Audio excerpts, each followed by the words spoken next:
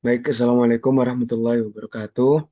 Jadi kami perwakilan dari kelompok satu akan menjelaskan mengenai poster yang kami buat yaitu Tragedi Raya, Askariasis, dan Kegagalan Sistem.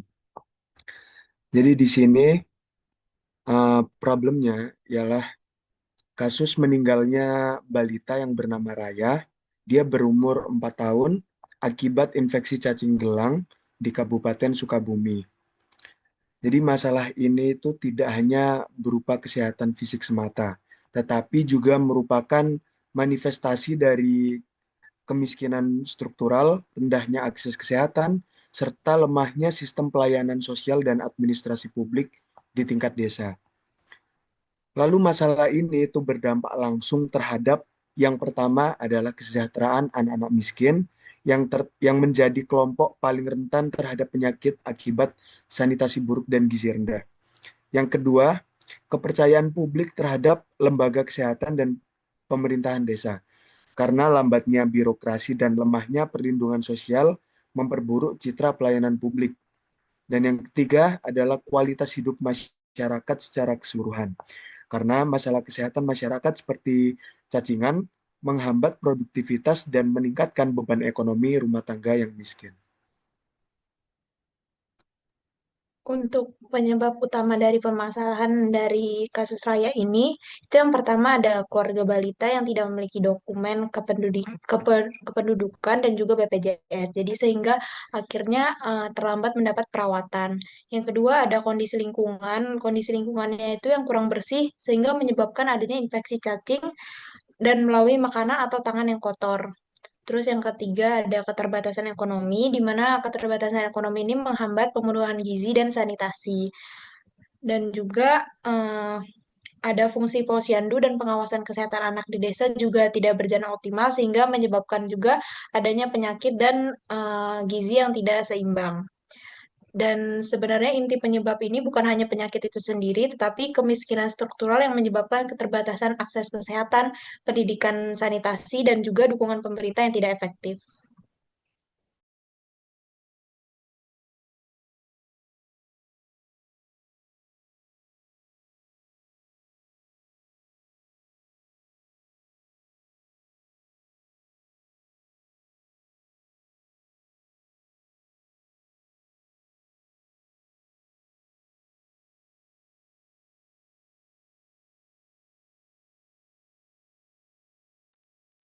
Baik, ya selanjutnya adalah eh, bagaimana teori psikologi komunitas itu bisa disambungkan oleh tragedi raya ini, yaitu yang pertama adalah kita hubungkan dengan teori partisipasi atau community participation.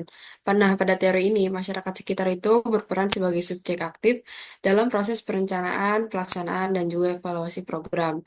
Dalam hal ini, partisipasi dapat berbentuk opini, keikutsertaan dalam pengambilan keputusan, dan juga aksi menjaga lingkungan. Lalu yang kedua itu adalah empowerment. Empowerment pada psikologi komunitas itu berarti memberikan akses, penguasaan maupun kontrol terhadap sumber daya yang mempengaruhi kehidupan mereka sendiri. Dalam konteks ini, termasuk mendukung keluarga yang rentan agar mendapat fasilitas kesehatan yang layak, penyuluhan gizi, sanitasi, serta mengatasi stigma dan hambatan struktural kayak hambatan administrasi dokumen dan juga identitas.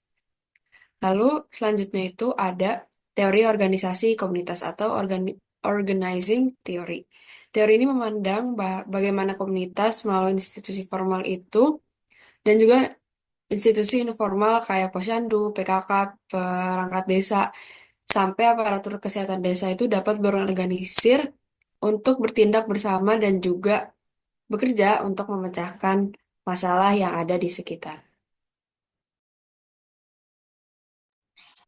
Oke, baik. Selanjutnya, saya akan menjelaskan mengenai variabel yang berpengaruh pada kasus ini. Jadi, yang pertama ada ekonomi struktural, yaitu eh, kemiskinan multidimensional dan pengangguran yang membatasi akses pendapatan. Lalu yang kedua ada variabel akses dan ketidakadilan institusional.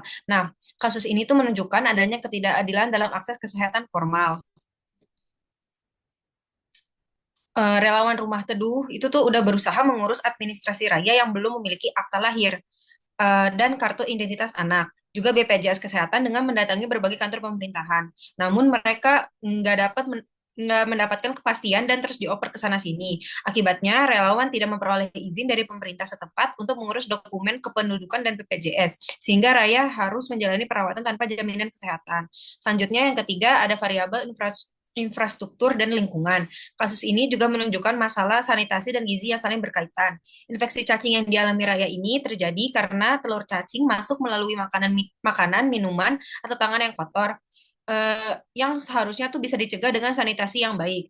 Namun karena kondisi kemiskinan membuat akses terhadap lingkungan bersih dan fasilitas sanitasi memadai menjadi sulit. eh, se- Selain itu juga Raya mengalami gizi buruk yang berstatus BGM atau bawah garis merah yang menyebabkan sistem imunnya lemah dan tidak mampu melawan infeksi parasit dengan efektif. Yang keempat, ada variabel kapasitas institusional dan akuntabilitas. Nah, kasus ini tuh ngebarin disfungsi serius pada layanan kesehatan di tingkat komunitas. Gubernur Jawa Barat sendiri menegaskan akan memberikan sanksi kepada aparat desa Cinaga karena berbagi fungsi penting seperti kegiatan PKK, layanan posyandu, sama peran kebidanan itu nggak berjalan sebagaimana mestinya. Terus yang terakhir ada kesenjangan sosial. Nah, kasus Raya ini tuh menyoroti adanya ketimpangan dalam akses terhadap kualitas hidup yang layak. Kemiskinan yang dialami keluarganya tuh bukan hanya masalah kurangnya pendapatan, tetapi juga keterbatasan dalam mendapatkan layanan kesehatan, asupan gizi yang memadai, dan lingkungan hidup yang sehat. Nah, situasi ini mencerminkan bentuk ketidakadilan sosial di mana masyarakat miskin tidak memiliki banyak kesempatan yang sama dengan kelompok yang lebih mampu untuk memenuhi kebutuhan dasar dan meningkatkan kesejahteraan mereka.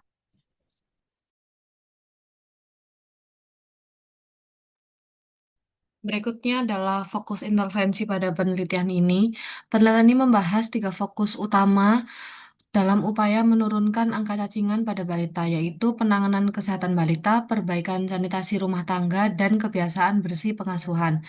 Setiap fokus memiliki perlakuan yang berbeda akan dibandingkan untuk melihat mana yang paling efektif dalam mencegah infeksi cacing. Yang pertama, penanganan kesehatan balita. Fokus pertama melihat bagaimana pemberian obat dan edukasi dapat mempengaruhi kesehatan balita. Yang pertama, balita hanya diberi obat tanpa edukasi tambahan. Tujuannya untuk mengetahui efek obat cacing tanpa faktor lain. Yang kedua, obat cacing ditambah dengan edukasi singkat untuk orang tua. Edukasi tentang cara mencegah cacingan, kebersihan, dan makanan yang sehat. Tujuannya untuk melihat apakah pengetahuan orang tua dapat meningkatkan kebersihan pengobatan. Yang berikutnya, perbaikan sanitasi rumah tangga. Bagian ini menilai pengaruh lingkungan tempat tinggal terhadap resiko infeksi cacing. Rumah dengan jamban layak atau fasilitas sanitasi dasar diberi akses toilet yang sehat, saluran air, dan tempat cuci tangan. Berikutnya, rumah tanpa perbaikan sanitasi atau kelompok pembanding. Kondisinya tetap seperti biasa.